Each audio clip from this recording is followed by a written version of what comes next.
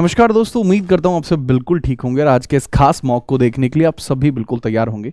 ये इमोजी जिस तरीके से आप देख रहे हैं ना, इसका सिस्टम फट गया है। इसी तरीके से भाई मॉक के जो सवाल हैं वो आज आपकी जो तार्किक शक्ति है और जो आपकी जीएस की नॉलेज है उसका परीक्षण करने के लिए आपके सामने है। रेलवे ग्रुप डी के एग्जामिनेशन में आपको 20 क्वेश्चन देखने को मिलते हैं और उस 20 क्वेश्चन में आपका polity, history, geography, economics, current affair, strategy के सब कुछ आ जा रहा होता है। और उसी चीज को ध्यान में रखते हुए मैं भी वही चीज कराने वाला हूं। बिल्कुल रेलवे, ये समझ लीजिए मुझ में और रेलवे में ज्यादा जो है डिफरेंस नहीं होंगे। आपको पेपर में कुछ इसी प्रकार के पैटर्न के सवाल देखने को मिलेंगे। डिट्टो सेम पैटर्न को बनाए जाने की कोशिश की जा रही है और उसी के साथ मैं आप लोगों के बीच में हूं, जिससे कि आपको कोई दिक्कत भी ना आए और चीजों को आप बढ़िया तरीके से समझ भी पाए। ठीक है, तो भौकाल मॉक आपके सामने है, चौथे नंबर का है। ऐसा नहीं है आपसे पहले मॉक नहीं हुए लल्ला, आपसे पहले भी आपके मॉक हो चुके हैं। अगर आप सिलेक्शन वीक यूट्यूब चैनल पे जाएंगे तो आपको पता लगेगा कि मॉक अब से पहले भी हो चुके हैं और ताबड़तोड़ मॉक अब से पहले भी हो चुके हैं।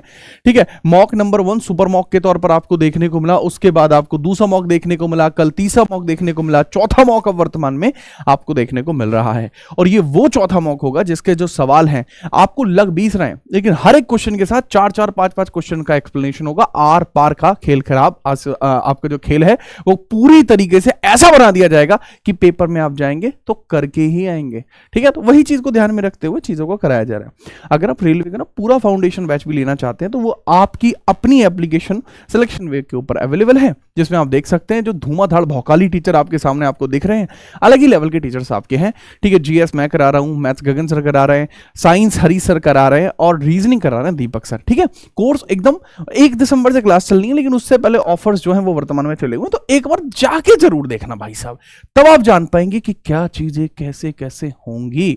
तो चलिए स्टार्ट करते हैं आज की इस खास क्लास को पहले क्वेश्चन से। ठीक है, 20 क्वेश्चन होंगे। सारा समय हमें यहीं पर देना है कि क्वेश्चन किस प्रकार से हैं, कैसे हैं, इसके ऊपर पूरा एक्सप्लेनेशन, किस तरीके से चीजें हो सकती हैं। पहला सवाल क्या है, अहमदिया आंदोलन की स्थापना किसके द्वारा की गई है? देखो, अहमदिया आंदोलन जो था वो 1889 में शुरू किया गया था। पूछा जा सकता है कि अहमदिया आंदोलन कब शुरू हुआ? पहला 1889। किस धर्म से बिलोंग कर सकता है? इस्लाम धर्म से ये बिलोंग करता है, इस्लाम से बिलोंग करता है। सेकंड पॉइंट, अब इस्लाम से पॉइंट आता है सर, इस्लाम में प्रॉफिट मोहम्मद को 610 एडी में हीरा नामक गुफा के अंदर अल्लाह के संदेश को जिब्राइल के द्वारा प्राप्त किए गए थे। वही आगे चल के भैया इस्लाम में कन्वर्ट होते हैं। इस्लाम को मानने वाले लोग मुस्लिम कहलाते हैं। 5 इसके स्तंभ होते हैं, जो ज़कात देता हो, जो अपने जीवन में एक बार हज यात्रा करे, जो रमजान में रोजा रखता हो, 5 बार दिन में नमाज पढ़ता हो, जिसका कलमे में विश्वास हो। अब बात यह है, तो अहमदिया आंदोलन या अहमदिया मूवमेंट का ऑब्जेक्टिव क्या रहा? इसके अंदर है इस्लाम के अंदर लेनियंसी लाना। ठीक है, तो लेनियंट बिहेवियर या लेनियंट फीचर्स टू इस्लाम। अब इसका मतलब क्या हुआ भाई? बहुत रूढ़िवादी विचार के साथ इस्लाम आगे बढ़ा है, लेकिन इसका क्या था? उदारवादी। ठीक है, इस्लाम को उदारवादी बनाने का प्रयास इसमें किया गया। इस्लाम को उदारवादी बनाने का प्रयास इसमें किया गया। उदारवादी बनाने का प्रयास इसमें किया गया था कि हम इस्लाम को उदारवादी बना लें। पहला पॉइंट ये। दूसरा पॉइंट इसमें ये आपको देखने को मिला कि इसमें यह तक भी किया गया कि हम किसी ना किसी प्रकार से, जैसे हम इस्लाम को देखते हैं उदारवादी बनाने का प्रयास करने की दिशा में, ठीक उसी प्रकार से इसमें यह तक भी कहा गया कि इस्लाम को पश्चिमी सभ्यता की ओर ध्यान दिया जाना चाहिए। वेस्टर्नाइजेशन ऑफ इस्लाम, वेस्टर्नाइजेशन भी आप देखेंगे, वेस्टर्नाइजेशन भी देखने को मिला, पश्चिमीकरण भी देखने को मिला। पश्चिमीकरण की भी बात की गई, पश्चिमीकरण की भी बात की गई है कि पश्चिमीकरण भी कराया जाएगा। ठीक है, तो ये सारी बातें आपको यहां देखने को मिल गई हैं। ठीक है, इसके बारे में याद रखना होगा आपको। चलिए आगे बढ़ते हैं। अच्छा, सवाल का जवाब आपको पता लगा है, मिर्जा गुलाम अहमद है। ठीक है, मिर्जा गुलाम अहमद है, ये पर्सन का नाम मिर्जा गुलाम अहमद है। ओके, परफेक्टली याद रखना। दूसरा सवाल जे रहा लल्ला, स्वामी दयानंद सरस्वती की सबसे प्रसिद्ध रचना कौन सी है? स्वामी दयानंद सरस्वती फेमस पर्सनैलिटी है। दयानंद सरस्वती जी के बारे में बहुत बार आपको अलग अलग बातें देखने को मिल जाएंगी, किस लिए फेमस हुए, क्यों फेमस हुए, बट फेमस किताब के बारे में बात कर रहे हैं, सत्यार्थ प्रकाश। सत्यार्थ प्रकाश आपकी सबसे फेमस आपको देखने को मिल जाएगी किताब। सबसे बेहतरीन किताब इनकी सत्यार्थ प्रकाश रही है। ठीक है, कि भाई बहुत बार आपसे पूछा जा सकता है दयानंद सरस्वती जी के बारे में। ठीक है, याद रखना। और इन्होंने ये भी कहा था कि वेदों की ओर लौटो। वो किसने कहा था? वो भी इन्होंने ही कहा था। इनका एक फेमस स्लोगन है, वेदों की ओर लौटो, वेदों की ओर लौटो, वेदों की ओर लौटो। ठीक है, ये भी इन्हीं का है। 1875 में इन्होंने ही आर्य समाज की स्थापना करी थी। इन्होंने क्या करा था, आर्यन सोसाइटी की स्थापना करी थी। आर्य समाज की स्थापना भी इन्होंने ही करी है। आर्य समाज महाराष्ट्र में बनाया था।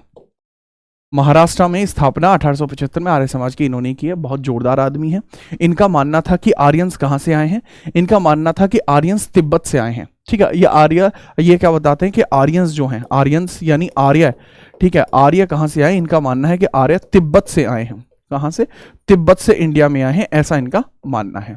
ठीक है, तो ये बड़ी फेमस किताब इनकी है, सत्यार्थ प्रकाश। ठीक है, जीवन में सत्य प्रकाश होना चाहिए, ये इनका मानना है। कई बार इस प्रकार से ना बहुत इंपॉर्टेंट सवाल बन जाते हैं। तो अगर आपको ये सारी चीजें पढ़नी हो तो आप सर्च कर सकते हैं इंपॉर्टेंट बुक्स बाय जीत राणा। इंपॉर्टेंट बुक्स बाय जीत राणा अगर आप सर्च करेंगे तो आपको ये सारी चीजें देखने को मिल जाएंगी। ठीक है, ये सारी चीजें आपको देखने को मिल जाएंगी, इस तरीके की जितनी भी किताबें आई हैं। ठीक है, और अगर आप चाहते हैं कि मैं इस पे नई वीडियो लूं सिलेक्शन भी यूट्यूब चैनल पे, तो कमेंट कर देना, नई वीडियो आ जाएगी, है जी। पूरी तरीके से आपका काम करेंगे भाई साहब। ये लो अगला सवाल, नामेरी टाइगर रिजर्व भारत के किस राज्य के अंदर स्थित आपको देखने को मिलता है। नामेरी टाइगर रिजर्व की बात यहां पर की जा रही है, तो नामेरी टाइगर रिजर्व के बारे में पूछा गया है, तो आप नामेरी टाइगर रिजर्व के बारे में बताएंगे कि नामेरी टाइगर रिजर्व आपको कहां देखने को मिलता है। सर नामेरी, पोबीतोरा, ओरांग, मानस, दिहंग, पतकाई, ठीक है, और डुबरी, ठीक है, ये सब के सब आपको असम में देखने को मिलते हैं। असम के अंदर आपको ये नेशनल पार्क देखने को मिलता है। ठीक है, और सोनितपुर डिस्ट्रिक्ट जो है असम का, वहीं पर देखने को मिलेगा। छत्तीसगढ़ के अंदर आपको देखने को मिलता है इंद्रावती नेशनल पार्क है, इंद्रावती नेशनल पार्क आपको देखने को मिलता है। अचानक मार देखने को मिलता है, वो टाइगर रिजर्व है, इंद्रावती है। Ghasidas tiger reserve national park देखने को मिलता है, घासीदास नेशनल पार्क देखने को मिलता है, ये फेमस आपको हो जाएंगे। कर्नाटक के अंदर आपको भद्र, अंशी, काली, ये सब नेशनल पार्क देखने को मिलते हैं। ओडिशा के अंदर आपको देखने को मिलता है सिमलीपाल, भीतरकनिका नेशनल पार्क, दोनों के दोनों देखने को आपको मिल जाते हैं, सिमलीपाल, भीतरकनिका। बात रही असम के अंदर आपको एक मैंने बताया ओरांग है, काजीरंगा है, ओरांग है, ठीक है, ओरांग नेशनल पार्क है, काजीरंगा नेशनल पार्क है, काजीरंगा नेशनल पार्क है। ठीक है, बड़े फेमस नेशनल पार्क आपको देखने को मिलते हैं। अब काजीरंगा के बारे में क्यों बताया मैंने, काजीरंगा के बारे में ही मैंने क्यों बताया भाई, काजीरंगा पहला ऐसा नेशनल पार्क बना जिसके अंदर सैटेलाइट फंक्शनैलिटी है। सैटेलाइट कॉलिंग फंक्शनैलिटी इसमें आपको देखने को मिल जाएगी। सैटेलाइट सैटेलाइट फंक्शनलिटी आपको यहां देखने को मिल जाएगी कि भाई सैटेलाइट फंक्शंस इसके अंदर आपको देखने को मिल रहे हैं। ये चीज ध्यान से आप याद रखेंगे। दूसरा, असम के बारे में ये सारी चीजें मैंने आपको बताई हैं। असम के अंदर दूसरा तितली अभ्यारण्य भी खोला गया। पहला अरुणाचल प्रदेश में था, दूसरा असम में था। ये करंट अफेयर का सवाल बनेगा। अगला सवाल, स्वतंत्रता आंदोलन में उदारवादी और चरमपंथी खेमे के बीच निर्णायक विभाजन किस घटना से हुआ था। सवाल महालल्लू है, बट इसकी मतलब जो डिटेलिंग है वो जरूरी है। देखो, ये सभी जानते हैं कि सर यहां पर जो बात की जा रही है वो सूरत विभाजन की जा रही है 1907। ठीक है, 1907। लेकिन पॉइंट ये है कि सूरत विभाजन क्या था। देखो, सूरत विभाजन में दो दल बंटते हैं, कांग्रेस के दो दल बटे, नरम दल और गरम दल। एक तो नरम दल बना और एक बनता है बाबू गरम दल। एक गरम दल बना, तो नरम दल गरम दल दो दल बन जाते हैं यहां पर। ये बनते हैं नरम दल यानी मॉडरेस्ट आपको देखने को मिलते हैं, और ये एक्सट्रीमिस्ट देखने को मिलते हैं। एक्सट्रीमिस्ट आपको देखने को मिलते हैं, एक्सट्रीमिस्ट आपको देखने को मिलते हैं। मॉडरेस्ट और एक्सट्रीमिस्ट आपको देखने को मिल जाते हैं। सूरत विभाजन 1907 की बात अपन इधर कर रहे हैं। ठीक है सर, कोई दिक्कत नहीं है। अब इसी के अंतर्गत समझना कि स्वतंत्रता आंदोलन में उदारवादी और चरमपंथी खेमे के बीच में जो पहले भी था, ये 1885 में जब कांग्रेस बनी थी तो शुरुआती तौर पर कांग्रेस बहुत नरम रही है। एक्सट्रीमिस्ट क्या है, जिसके अंदर आपको बड़े नेता देखने को मिलते हैं, जैसे लाला लाजपत राय, लाला जी आपको देखने को मिले। ठीक है, तिलक साहब आपको देखने को मिले, बिपिन चंद्र पाल आपको देखने को मिलते हैं, विपिन चंद्र पाल वीसीपी, विपिन चंद्र पाल देखने को मिले। सर ये तो तीन ही नाम हुए। सुभाष चंद्र बोस इस एरा के नहीं है। सुभाष चंद्र बोस इस एरा के नहीं है। 1897 में उनका जन्म हुआ है, मुश्किल से मुश्किल 9 साल के हैं, तो आप कैसे उनको गरम दल में डाल दोगे, नहीं डाल सकते। सर चंद्रशेखर आजाद का जन्म 1906 में हुआ है, 1 साल के हैं, वो कैसे डल जाएंगे गरम दल में, नहीं डाल सकते। दरअसल वो आते हैं लेटर फेज में, तो शुरुआत में जो गरम दल और नरम दल है 1916 में जाके सेम हो जाएगा, क्योंकि फिर ये कोलैब कर लेंगे, कोलैब करेंगे 1916 में, तो तब तक गरम दल और नरम दल की भावना खत्म हो जाएगी। हाँ, तरीके इनके अलग हैं। इनका है ब्रिटिशर्स के अगेंस्ट रहना, ठीक है, और जैसे इसमें आप देख सकते हैं वरिंदर घोष, बढ़िया नाम है, ठीक है। अब यहां पे अगर मैं बात करूं, नरम दल के अंदर आपको देखने को मिल जाएंगे दादा भाई नौरोजी हैं, दादा भाई हैं, ठीक है। रास बिहारी बोस है, रास बिहारी हैं, रास बिहारी बोस आपको देखने को मिल जाएंगे, ठीक है। आपके गोपाल कृष्ण गोखले आपको देखने को मिल जाएंगे, एमजी रानाडे आपको देखने को मिल जाएंगे, ठीक है। महादेव गोविंद रानाडे वो आपको देखने को मिल जाएंगे। तो ये बड़े नाम आपको यहाँ देखने को मिलते हैं।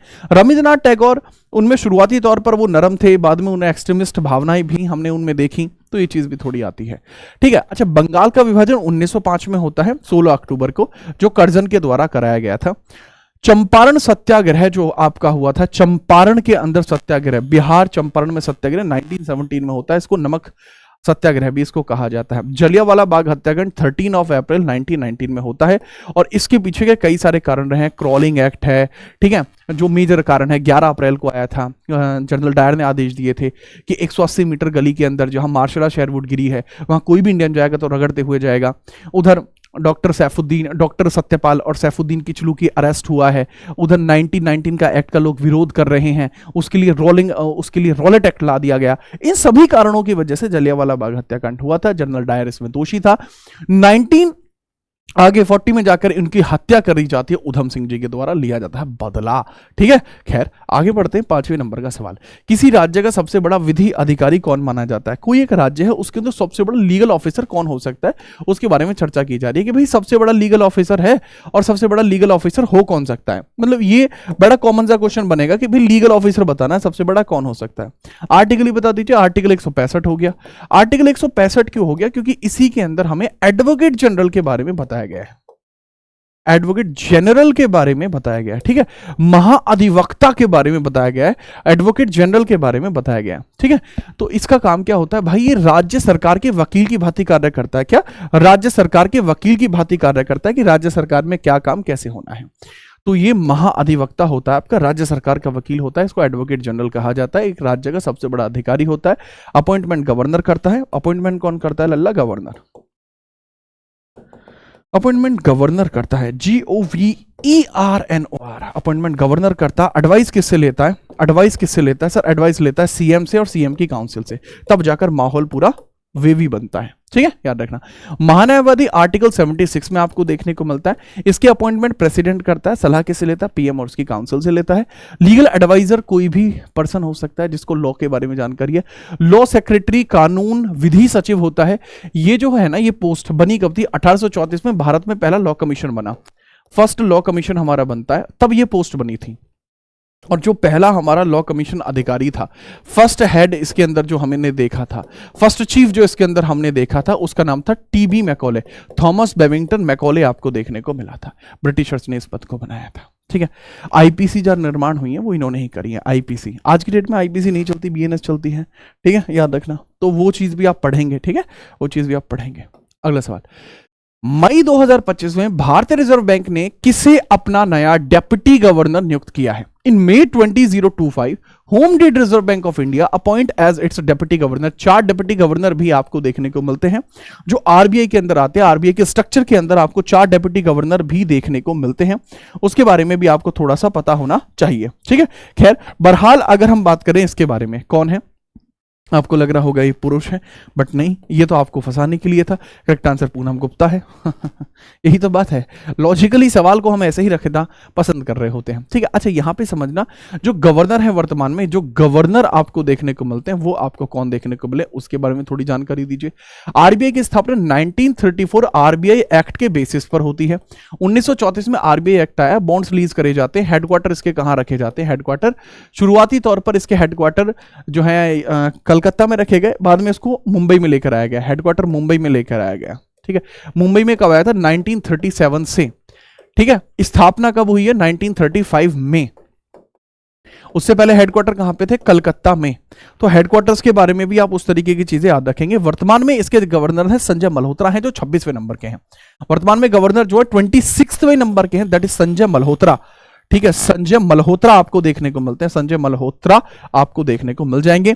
इनके बारे में भी डायरेक्टली आपको याद होना चाहिए, ठीक है। चलो, तो ये थोड़ा जरूरी था आरबीआई के बारे में जानना, और पूनम गुप्ता इसके अंदर करेक्ट आंसर होगा, ठीक है। वैसे टोटल गवर्निंग बॉडी में 13 लोग होते हैं, बट जो मेजर हैं वो मैंने आपको बता दिया, ठीक है, ये आरबीआई के बारे में फेमस जानकारी है। इसका काम क्या होता है, मार्केट में मनी कंट्रोल करना। बैंकों का बैंक होता है ये, भारत सरकार का बैंक होता है ये।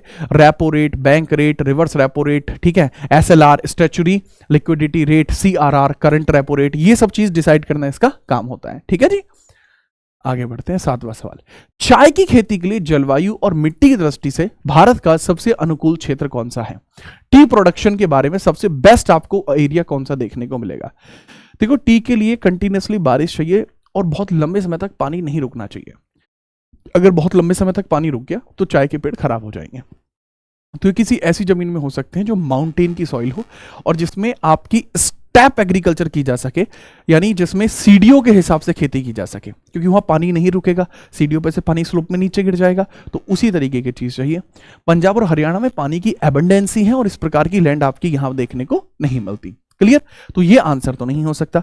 पश्चिमी वेस्टर्न राजस्थान में पानी नहीं है। हाँ, असम और उत्तरी बंगाल जरूर हो सकता है, नॉर्थ बंगाल और असम। और उत्तरी बंगाल में ही आप देखते हैं कि दार्जिलिंग भी है।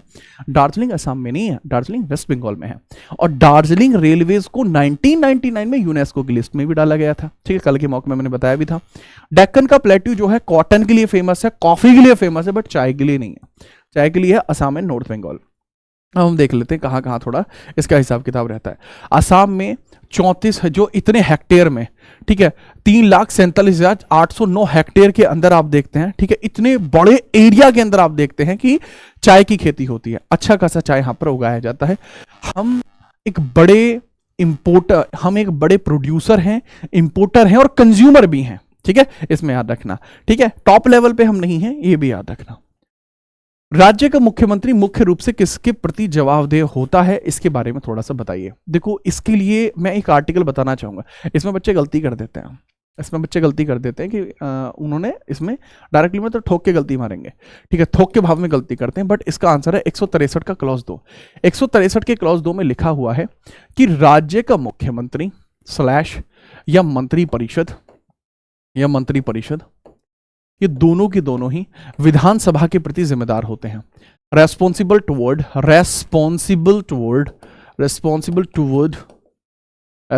टुवर्ड स्टेट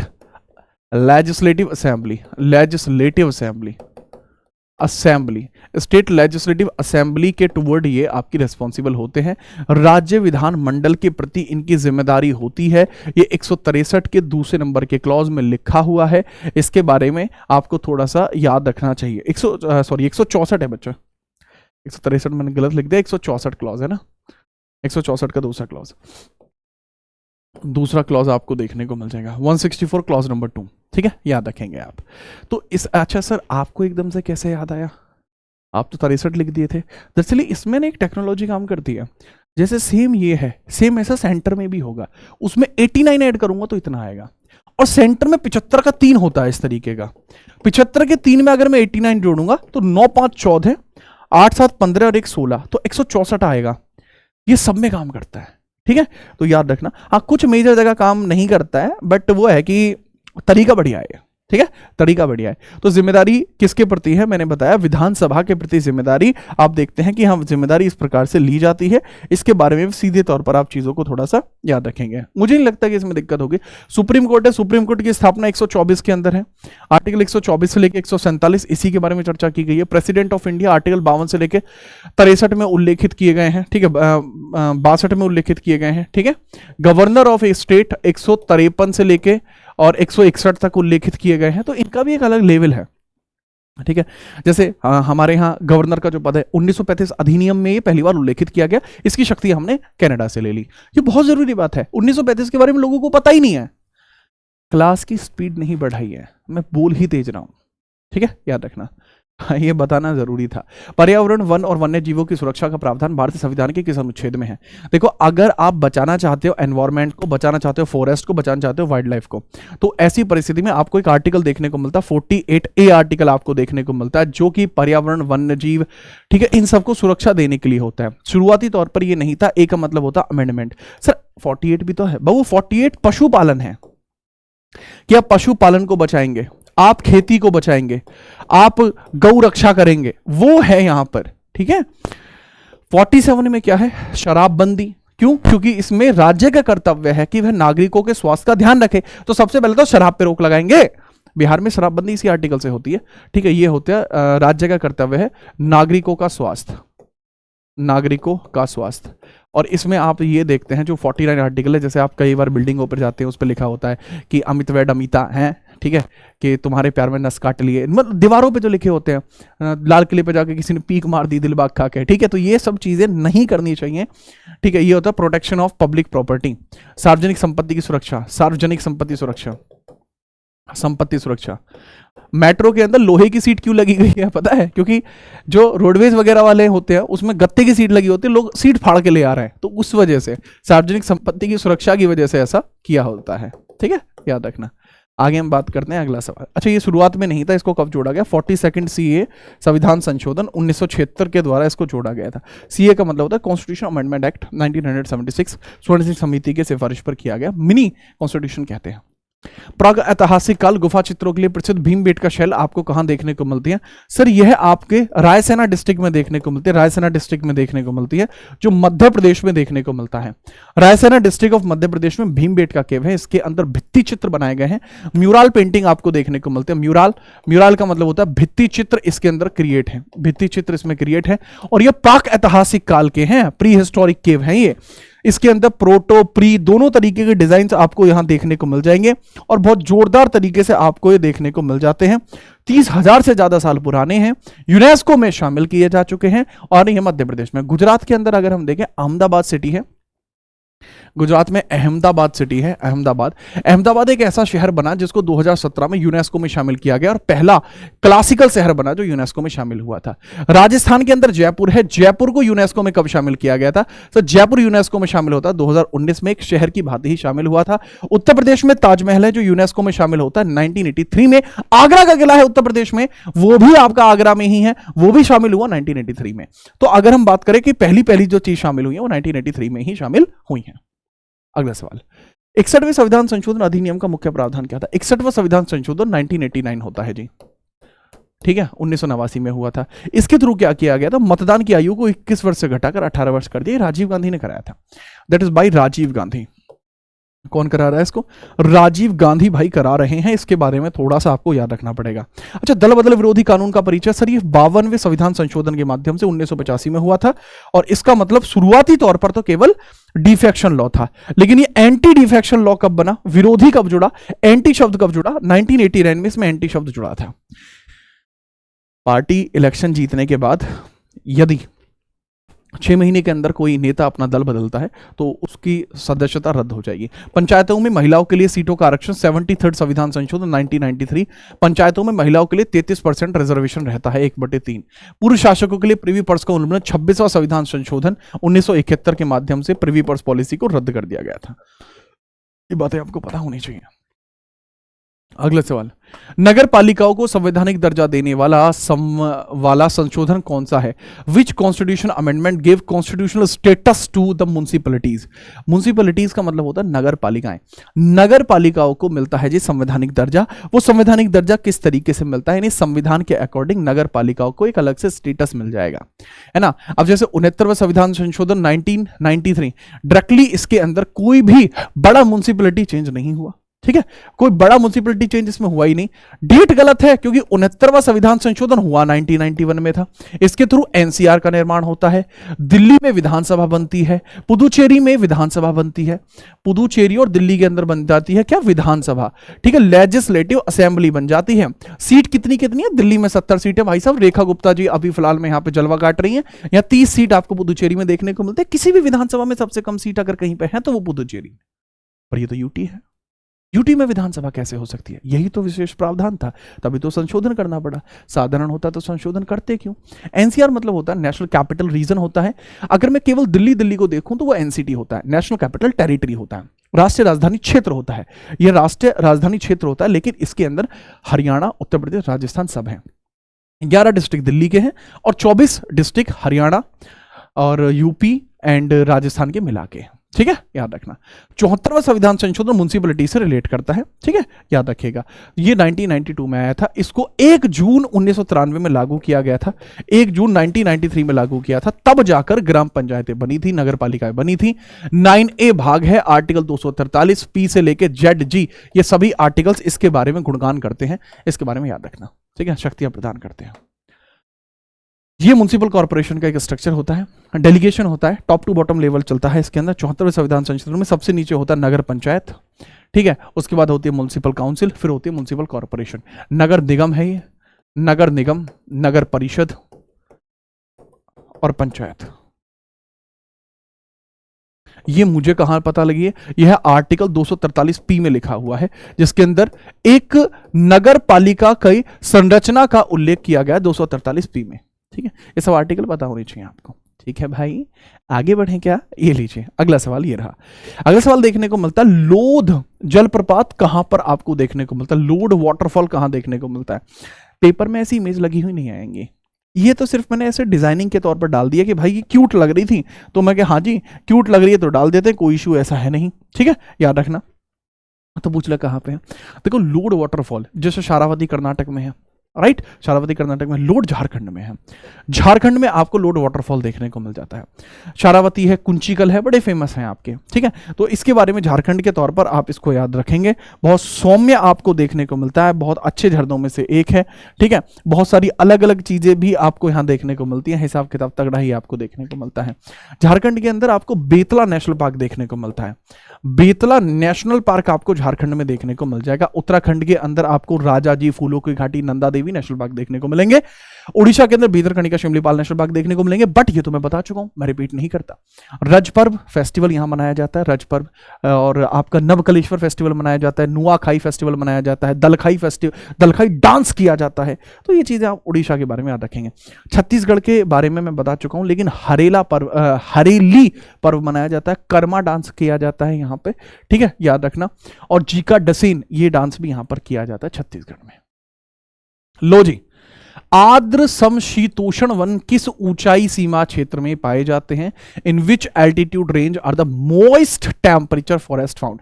देखो आर्द्र समशीतोष्ण, जहां हल्की सी नमी रहे, इस प्रकार के जो क्षेत्र हैं ये कहां पाए जाते हैं, इसके बारे में आपको बताना होता है, ठीक है। चलिए, इसका जो सीमा है, ऊंचाई है, 1000 से 2000 मीटर के एल्टीट्यूड पर ही पाए जाते हैं, बहुत ज्यादा ऊंचे नहीं होने चाहिए। इससे ऊपर अगर जा रहे होते हैं तो फिर उसमें शीतोष्ण हो जाते हैं, और फिर बहुत ज्यादा ऊंचे जाते हैं तो फिर वो ट्रांस वाले क्षेत्र आ जाते हैं, वहाँ मोइशी से पाए जाते हैं, मॉस बनता है वहां पर, ठीक है। ऐसे पेड़ जो बहुत बर्फीली प्रजातियों के तौर पर देखने को मिल जाते हैं, ठीक है, अच्छी प्रजाति हैं ये बहुत घने जंगल होते हैं, आर्द्र समशीतोष्ण है, मॉइस्ट टेम्परेचर के साथ है। ज्यादातर हमारे साउथ इंडियन जो पार्ट है वहां पर यह पाया जाता है, अधिकांशतः मेजर साउथ इंडियंस में, major south part of India में, major south part of India में आपको ये देखने को मिलते हैं। इसके बारे में हम डायरेक्टली याद रखेंगे, ठीक है। अगला सवाल 15वां, ओडिशा की संस्कृति में कौन सा नृत्य शामिल नहीं है, दलखाई, पायका, गोटीपुआ, कथकली। कथकली फेमस नहीं है क्योंकि कथकली केरला में है, कथकली केरला में है। यह एक सांस्कृतिक नृत्य है, यह एक सांस्कृतिक नृत्य आपको देखने को मिलता है, बहुत जोरदार डांस है भाई, कथकली केरल का है, ठीक है। बाकी आपका दलखाई, पायका, गोटीपुआ ये सब उड़ीसा के हैं। अब यहाँ पे कथकली क्या होता है, एक नृत्य नाटिका है, एक डांस ड्रामा है। कथकली के एक प्रकार का डांस ड्रामा है, डांस ड्रामा है, ठीक है, डांस ड्रामा, इसको आप कह सकते हैं। डांस ड्रामा का मतलब क्या हुआ, एक प्रकार से कहीं ना कहीं अगर मैं कहूं, कथकली एक डांस ड्रामा है, और इसी चीज को याद रखते हैं, एक नृत्य नाटिका है, एक नृत्य नाटिका आपको देखने को मिल जाती है। लेवल इसका भी जोरदार है कि नृत्य नाटिका किस तरीके से, उसके बारे में थोड़ा सा बता दीजिए जी। नृत्य नाटिका ऐसे आपको देखने को मिलती है कि इसका हिसाब किताब है हैवी, इसमें जो हरा, इसमें मास्क के कलर होते हैं, ठीक है, ग्रीन कलर होता है, रेड कलर होता है, ठीक है, ब्लैक होता है और येलो होता है, मास्क के कलर हैं ये। जो भी पहनेगा ग्रीन वो होगा हीरो, जो भी पिक्चर चल रही है उसका हीरो। रेड जो होगा वो होगा किंग, राजा या रॉयल, किंग या रॉयल फैमिली से बिलोंग करेगा। जिसका भी ब्लैक होगा वो एविल होगा, मतलब जो डरावना भूत वो होगा, जो कलर होता है इनके चेहरे पर। और जो येलो होगा वो या तो कोई संत होगा या कोई महिला, या तो कोई संत होगा या कोई महिला जिसका बड़ा सौम्य सा चरित्र है वो। जैसे अब इसका येलो मास्क है, ठीक है, इसका रेड मास्क है, तो ये एक किंग है या ये रॉयल फैमिली से बिलोंग करता है, ये डिपेंड करता है। एक कथकली है, ये केरला के अंदर आपको देखने को मिलता है। Kerala sir 100% literacy sir. एक प्रकार का तांडव डांस है ये। डांस दो प्रकार के हो सकते हैं, लास्य या तांडव। लास्य है जो यहाँ पर मोहिनी अट्टम होता है, वो भी क्लासिकल है और वो यहाँ आपको देखने को इसी प्रकार से देखने को मिलता है जी। आगे बढ़ते हैं। 16वां, मैगस्थनीज के अनुसार चंद्रगुप्त मौर्य के शाही जुलूस में उनके रक्षक किन जानवरों पर सवार सोने चांदी से सजे होते थे? मैगस्थनीज जोरदार आदमी है। होता यह है कि सेल्यूकस निकेटर की बेटी है, ठीक है, मैं आपको बता देता हूं। सेल्यूकस निकेटर है, ये अलेक्जेंडर का, सेल्यूकस निकेटर अलेक्जेंडर का सेनापति रहा करता था एक समय पर। तो सेल्यूकस निकेटर की बेटी है कार्नोलिया, इसकी बेटी है कार्नोलिया इसकी बेटी है। तो कार्नोलिया का विवाह किससे हो जाता है? कार्नोलिया का विवाह किससे हो जाता है? विवाह टू चंद्रगुप्त मौर्य। इसका चंद्रगुप्त मौर्य से विवाह हो गया। किससे विवाह हो गया? चंद्रगुप्त मौर्य से इसका विवाह हो गया। कोई दिक्कत तो नहीं है? नहीं जी, बहुत बढ़िया बात है ये तो, चंद्रगुप्त मौर्य से विवाह हो गया। इसको दहेज में क्या मिला? दहेज में मिला इसको काबुल, कंधार, हेरात, मकरान। दहेज या डाउरी में क्या मिलता है इनको? किसको? चंद्रगुप्त मौर्य को काबुल, कंधार, ठीक है, कंधार, हेरात, मकरान। काबुल, कंधार, हेरात और मकरान, हेरात और मकरान इनको मिल जाता है। तो काबुल, कंधार, हेरात, मकरान इनको मिल गया। बहुत जोरदार तरीके से मिला है काबुल, कंधार, हेरात, मकरान। अब यहां पे ये समझना, और बदले में इन्होंने उनको हाथी गिफ्ट करे हैं। अब साथ में इनको क्या मिल जाता है? अजी साथ में इनको मिलती है कार्नोलिया। और कार्नोलिया क्योंकि इसको बोलना नहीं आता, इसको ग्रीक भाषा आती है, तो ग्रीक भाषा बोलने के लिए मैगस्थनीज को भारत में भेज दिया गया। अभी ग्रीक बोलता है और ग्रीक के हिसाब से किताब लिखता है जिसका नाम है आपका, मैगस्थनीज के द्वारा लिखी गई है, इंडिका। अब इसी इंडिका के अंदर लिखता है कि भारत का समाज में 7 अलग अलग जातियां हैं, 7 जातियां हैं, जबकि ऐसा नहीं था। बट 7 जातियों का विवरण अगर किसी ने किया तो वो मैगस्थनीज के द्वारा ही 7 जातियों का विवरण यहां पर किया गया था। और वो कहता है कि चंद्रगुप्त मौर्य के पास बहुत सारे हाथी हैं, जब भी कोई इनका सैनिक जाता है तो वो हाथी पर सवार होकर ही जाता है, इसी वजह से ये लोग पावरफुल हैं। 2011 की जनगणना के अनुसार भारत का सबसे कम जनसंख्या वाला राज्य कौन सा है? According to the 2011 census, which is the India's least populous state. India का सबसे कम पॉपुलेशन वाला राज्य कौन सा है, जिसमें सबसे कम पॉपुलेशन आपको देखने को मिली है? इसके बारे में आपसे पूछा गया है। देखो 1872 के अंदर अगर हम देखें, पॉपुलेशन स्टार्ट होती है, ठीक है, सेंसस स्टार्ट हुई, बट वो डिकेड के हिसाब से नहीं है, ठीक है, डिकेड बेसिस पर 1881 में स्टार्ट हुई है। 1881 में डिकेड बेसिस पर स्टार्ट हुई, और डिकेड एंड रेगुलर स्टार्ट हुई है, ठीक है, याद रखना। अब इसी के बेसिस पर कहा जाता है, जैसे जेंडर कंपैरिजन वगैरह करें तो बहुत सारी चीजें हैं। अब इसमें पूछा जा रहा है सबसे कम पॉपुलेशन कहाँ की है, तो दिमाग में 2 ही चीज आती है कि हैवी पॉपुलेशन है तो उत्तर प्रदेश होगा, लेकिन अगर मिनिमम पॉपुलेशन की बात की जाएगी तो वो कहाँ आपको देखने को मिलता है? या तो सिक्किम या गोवा। लेकिन गोवा में भी आजकल लोगों ने काफी हद तक मतलब दिक्कतें बढ़ा दी हैं, तो करेक्ट तौर पर हमें देखने को मिलता है सिक्किम वो एरिया है जहां सबसे कम पॉपुलेशन थी। डेंसिटी सबसे कम कहां पे थी? 17 की डेंसिटी सबसे कम थी। डेंसिटी सबसे कम कहां की थी? 17 पर 1 किलोमीटर स्क्वायर जो थी वो अरुणाचल में थी। अरुणाचल में आपको देखने को मिली है। सेंसस की वीडियो भी यूट्यूब पे पड़ी हुई है, सर्च कर सकते हैं, सेंसस बाय जीत राणा, बड़ी जोरदार वीडियो है, ठीक है। 18वां सवाल, कच्छ की खाड़ी और खंबात की खाड़ी के बीच स्थित सिंधु घाटी सभ्यता का स्थल कौन सा है? कच्छ की खाड़ी आपको यहां देखने को मिलती है गुजरात के आसपास, और खंबात की खाड़ी, कच्छ और खंबात की खाड़ी के बीच में कौन सा स्थान आपको देखने को मिलता है? धौलावीरा, बड़ा फेमस है धौलावीरा भी, यहां भी पानी के साक्ष्य मिले हैं। गुजरात के अंदर ही धौलावीरा भी आपको देखने को मिलता है, ठीक है, याद रखना। रंगपुर है, भगत राव है, या ओरियो टिम्बो है? करेक्ट आंसर है आपका रंगपुर। रंगपुर एक ऐसा क्षेत्र हुआ जो दोनों खाड़ियों के बीच का आपको क्षेत्र देखने को मिलता है। रंगपुर आपको देखने को मिलता है जो खंबात की खाड़ी के बीच में देखने को मिलता है, इसके बारे में याद रखना, ठीक है। चलो इसके बारे में याद रखना, आर्कियोलॉजिकल सर्वे ऑफ इंडिया के द्वारा 1935 में यह खोजा गया था, ठीक है, 1935 में खोजा गया था, 1935 में एक्सकवेट हुआ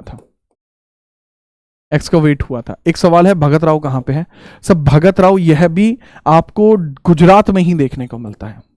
इंडस वैली सिविलाइजेशन की अगर मैं बात करूं कि सिंधु घाटी सभ्यता की खोज किसने की थी, 1921 में दयाराम साहनी के द्वारा पहले हड़प्पा खोजा, फिर 1922 में राखालदास बनर्जी ने मोहनजोदड़ो खोजा। जॉन मैसन पहले ही इसके बारे में डिक्लेयर कर चुके थे, उस समय जॉन मार्शल हुआ करते थे, ठीक है। तो ये बड़ा इनका अच्छा खासा काम रहा है।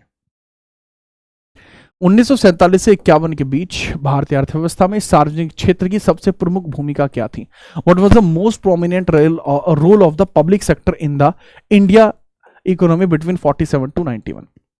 जब भारत देश बना, ठीक है, और जब यह आजाद होता है, जब भारत देश बनता है, भारत देश आजाद होता है, तो अपना क्या था कि अपन लिटरेट नहीं थे इतने ज़्यादा, लिटरेसी का रेट बहुत कम था, इतना कम था कि हमारे यहाँ लोगों को समझा पाना एक बड़ा टास्क हुआ करता था कि इसको भाई कैसे समझा दें या क्या चीज़ इसको बता दें। इस वजह से दिक्कतें थी। तो आज़ादी के तुरंत बाद हमारे सामने परेशानी थी कि लोग लिटरेट नहीं है और इंडस्ट्री का पूरा बेड़ा गर्क है। तो हम क्या करें? हमारे सामने ऑप्शन था, या तो हम कैपिटल इकोनॉमिक्स में शिफ्ट कर जाएं, पूंजीवादी अर्थव्यवस्था में हम बन जाएं। लेकिन पूंजीवादी अर्थव्यवस्था में अगर बनते तो जो देश में अमीर लोग थे उनको फायदा होता, गरीबों को फायदा नहीं होता। या फिर हम सोशलिस्ट बन जाएं, हम समाजवादी चलाएं। अगर हम समाजवादी चलाते हैं तो ऐसी परेशानी ये थी कि फिर सभी लोगों का समान विकास होगा, जो लोगों ने पहले अच्छा काम कर रखा है उसका कोई ऑब्जेक्टिव नहीं निकलेगा। इसी वजह से इन दोनों के मिक्स को निकाला गया और उसको निकालते हैं मिश्रित के तौर पर। लेकिन फिर भी हमारे दिमाग में कहीं ना कहीं मेंटालिटी थी कि हमें कैपिटल की तरफ टिल्ट होना है, क्योंकि यूएसए कैपिटल को फॉलो करता था। हम दोनों को फॉलो करना चाह रहे थे, हम यूएसए से भी नहीं बिगाड़ना चाह रहे थे और यूएसएसआर से भी नहीं बिगाड़ना चाह रहे थे। तो हम दोनों की बातों को आगे लेकर बढ़ रहे थे। दिक्कतें थी यार, सीधा देख रहा, दिक्कतें थी। अब ये कह रहा केवल विदेशी व्यापार पर केंद्रित था। यार हम फॉरेन ट्रेड पर कभी केंद्रित नहीं हुए, कभी नहीं हुआ, आज भी नहीं हुए। फॉरेन ट्रेड के लिए तो हमने लिबरलाइजेशन, ग्लोबलाइजेशन चीजें की हैं, बट हम कभी फ्री नहीं हुए। मिनिमम प्रेजेंस, अगर हम मिनिमल प्रेजेंस करेंगे तो इंडस्ट्री खत्म हो जाएगी। Dominant in core and heavy industry, ये सही है। देखिए आपने भी सुना होगा कि जो टाटा का लोहा है वो बढ़िया है, मतलब कि इंडिया का लोहा है अच्छा है, इंडिया का लोहा वाकई में अच्छा है, इंडिया के मेटल्स वाकई में अच्छे हैं, जितने भी हमारे डोमिनेटिंग कोर और हैवी इंडस्ट्री हैं वो सब अच्छे हैं। बताइए समझ में। और क्योंकि ये बहुत ज़्यादा अच्छे हैं तो इसी वजह से हम कोर और हैवी इंडस्ट्री के ऊपर ही अच्छा काम कर पाते हैं, बाकी इंडस्ट्री में हम अच्छा कर भी नहीं पाते। केवल कृषि तक सीमित थे। कृषि पर शुरुआती पहली योजनाओं में हम कृषि पर सीमित थे, बट इसमें एक योजना की बात नहीं कही गई, इसमें चीज़ों को एलोंगेट किया गया है। ठीक है, अच्छा याद रखना। इसके बाद में एक 1956 में आपकी इंडस्ट्रियल पॉलिसी भी आती है, इंडस्ट्रियल पॉलिसी भी आती है, इंडस्ट्रियल पॉलिसी भी आती है। इसमें जो जितने भी बिजनेस होते हैं उसको 3 खंडों में बांट दिया गया कि ये राज्य सरकार के, ये केंद्र सरकार के, ये प्राइवेट। ठीक है, अब इंडस्ट्रियल पॉलिसी के बाद ही एक चीज और आती है, लाइसेंसिंग सिस्टम। तो लाइसेंस राज की उत्पत्ति यहां से होती है, लाइसेंस राज। अब फिर इंडस्ट्री में भले ही भारी उद्योगों का प्रमुख डोमिनेंस था, बट क्योंकि यहां पर लाइसेंस राज आ चुका है तो किसी भी व्यक्ति को अगर कुछ भी काम करना है तो लाइसेंस की जरूरत पड़ेगी। तो उस वजह से हमारी जो इकोनॉमी है वो क्राइसिस की तरफ जाती रही। इस बात को रियलाइज करने में हमें समय लगा। तब 1991 में जाकर हमने लाइसेंसिंग पॉलिसी को रद्द किया। हम यहां पर एलपीजी फंक्शनलिटी लेके आए, लिबरलाइजेशन, प्राइवेटाइजेशन, ग्लोबलाइजेशन, उदारीकरण, निजीकरण, वैश्वीकरण। हमने अपने आप को इंटरनेशनली जोड़ा। कोई भी व्यापार अगर करना चाहता है तो उसको छूट अलॉट कराई, अपने आप को इंटरनेशनल लेवल पे प्रमोट करा। तो वो चीजें ही आगे चलकर आपको इंडस्ट्रियल लेवल पर, हमें इंडिया को एक बड़े लेवल पर रिप्रेजेंट कर पाई, जो कि जरूरत थी। बहुत बढ़िया, इसका आंसर होगा ये। 20वां, इब्न बतूता के अनुसार दिल्ली सल्तनत में शाही डाक प्रणाली में पैकेज ले जाने के लिए किस जानवर का इस्तेमाल होता था? देखो जी, एक जानवर है जिसका इस्तेमाल होना है, और किस चीज का इस्तेमाल होना है इसके बारे में पूछा जा रहा है। Okay, according to Ibn Battuta which animal was used to the royal postal system? Royal postal system के अकॉर्डिंग क्या चीज ऐसी होती थी जो इब्न बतूता के अनुसार एक जगह से दूसरी जगह लेके जाई जाती थी? ठीक है, चलिए, तो क्या होता था भाई? इसमें ऑप्शंस कुछ गलत लिखे हुए हैं, मैं बता दूं इसका आंसर तो होगा शाही घोड़े, शाही हॉर्सेस इसका ऑप्शन होगा। घोड़ों का इस्तेमाल होता था, पर्शियन हॉर्सेस हैं। ठीक है, इसका करेक्ट आंसर तो ये है यार। इब्न बतूता कौन था? ये 1333 एडी में मोहम्मद बिन तुगलक, जिसको पागल राजा कहते हैं, के समय भारत आया, के समय भारत आया, के समय भारत आया। तो ये एमबीटी के समय भारत आया था, मोहम्मद बिन तुगलक के समय भारत आया था। मोहम्मद बिन तुगलक ने इसको काजी भी बनाया, मोहम्मद बिन तुगलक ने इसको काजी भी बनाया, इसको काजी भी बनाया था। काजी एक जुडिशियल पोस्ट होती है जहां इसको अपॉइंट किया था। इक्ता क्या होता है? इल्तुतमिश ने स्टार्ट करा था, इल्तुतमिश ने स्टार्ट करा था। ये एक प्रकार का कराधान था, कराधान था, टैक्सेशन सिस्टम था एक प्रकार का। क्या था? कराधान था, टैक्सेशन सिस्टम था एक प्रकार का। उलूक जो हुआ करते थे मनसब वाले हुआ करते थे, दवा जो हुआ करते थे ये मिनिस्टर्स हुआ करते थे कॉमन वाले। ठीक है, इसके बारे में आगे आपको बताया जाएगा, बट इसमें आप इक्ता याद रखना, इल्तुतमिश ने स्टार्ट करा था, एक प्रकार का टैक्सेशन था। दिल्ली पहले इक्तों में बटा हुआ था। ठीक है, इब्न बतूता के मैंने बता दिया। इसकी एक बुक भी आती है रहला, किताबुल रहला नाम की किताब आती है, किताबुल रहला, किताब उल रहला नाम की किताब उल रहला भी आती है। ठीक है, याद रखना। और अगर पूछा जाए रहला भी इसको कहा जाता है। इसी में ये मोहम्मद बिन तुगलक के बारे में जानकारी साझा करता है। आदमी जोरदार है।